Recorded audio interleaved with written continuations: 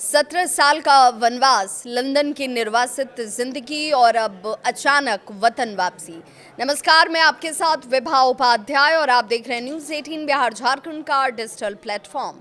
बांग्लादेश की राजनीति में एक ऐसा भूचाल इस वक्त आया हुआ है जिसका असर सिर्फ ढाका तक सीमित नहीं रहेगा। इसकी गूंज दिल्ली से इस्लामाबाद तक सुनाई देगी। बांग्लादेश नेशनलिस्ट पार्टी के कार्यवाहक अध्यक्ष तारिक रहमान आखिरकार देश लौट चुके हैं और अब वो सीधे प्रधानमंत्री पद की दौड़ में सबसे आगे खड़े हैं।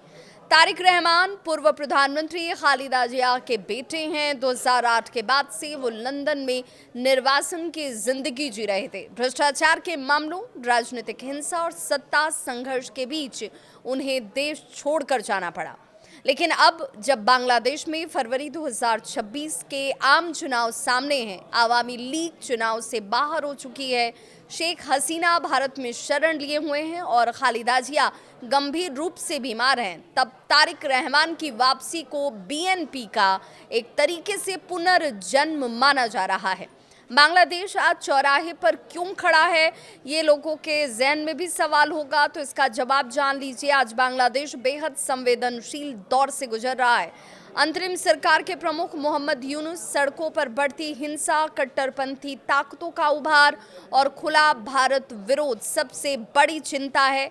जमाते इस्लामी, जिसे भारत लंबे समय से पाकिस्तान की खुफिया एजेंसी आईएसआई का मोहरा मानता रहा है। जमात ने 8 इस्लामी दलों का गठबंधन बना लिया है। सीट शेयरिंग लगभग तय कर ली गई है और सत्ता पर कब्जे की खुली तैयारी चल रही है। अगर जमात सत्ता में आती है तो बांग्लादेश का झुकाव पाकिस्तान और कट्टरपंथ की ओर और तेजी के साथ हो सकता है। भारत के लिए बीएनपी क्यों कम बुरा विकल्प है, इस पर भी जानकार कहते हैं कि दिल्ली के लिए स्थिति जो है वो बेहद जटिल है। आवामी लीग बाहर, जमात सबसे खतरनाक और बीएनपी ऐतिहासिक रूप से भारत से तनावपूर्ण रिश्तों के बावजूद आज सबसे उदार और लोकतांत्रिक विकल्प के तौर पर दिखाई दे रही है। और यही वजह है कि 1 दिसंबर को प्रधानमंत्री नरेंद्र मोदी ने बीमार खालिदा जिया के स्वास्थ्य पर चिंता जाहिर की और भारत की ओर से मदद की पेशकश की। जवाब में बीएनपी ने खुले तौर पर आभार जताया, जो भारत बीएनपी संबंधों में वर्षों के बाद दिखी राजनीतिक गर्मजोशी के तौर पर माना गया। बीएनपी बनाम जमात, इसे कैसे समझें, तो फर्क साफ है। हाल के दिनों में एक हिंदू युवक की लिंचिंग, इकबाल मंच के नेता उस्मान हादी की हत्या और बढ़ती सांप्रदायिक हिंसा, इन घटनाओं की बीएनपी ने खुलकर आलोचना की, जबकि जमात से ऐसी उम्मीद नहीं की जाती है।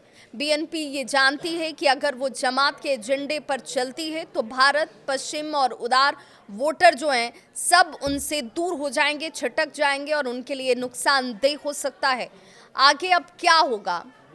तारिक रहमान की वापसी सिर्फ एक नेता की घर वापसी नहीं है, ये बांग्लादेश के भविष्य की दिशा तय करने वाला एक तरीके से एक मूवमेंट माना जा सकता है, एक पल माना जा सकता है। तो सवाल भी खड़ा होता है, सवाल ये कि क्या बीएनपी सत्ता में आकर कट्टरपंथ को रोक देगी? क्या भारत और बांग्लादेश के रिश्तों में एक नई शुरुआत के तौर पर इसे देखा जाए, या फिर पाकिस्तान जो समर्थित जमात यहाँ पर दिखता है वो बाजी मार लेगी? फैसला फरवरी 2026 में होगा, लेकिन लड़ाई अभी से शुरू हो चुकी है। इस खबर पर आप अपनी राय ज़रूर साझा करें। खबर अगर आपको पसंद आए तो इसे लाइक ज़रूर करें।